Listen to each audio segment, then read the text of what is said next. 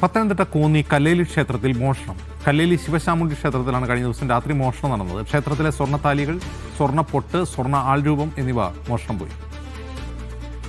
Martin Joseph വിവരം നൽകും. Martin, എന്താണ് സംഭവം? ഇന്നലെ വൈകിട്ടോടുകൂടിയാണ് നടന്നത്. കൂടുതൽ, അതായത് 22 സ്വർണ്ണത്താലി ഉൾപ്പെടെയുള്ള 5 സ്വർണ്ണപ്പൊട്ട്, സ്വർണ്ണ ആൾരൂപം എന്നിവ ഉൾപ്പെടെയാണ് ഇന്നലെ വൈകിട്ട് മോഷണം പോയത്.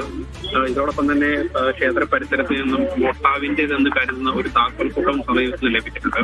പോരാത്തിന് അന്നദാന വഞ്ചിയിൽ നിന്നാണ്ട് 20,000-ഓളം രൂപയും മോഷണം പോയിട്ടുണ്ട്.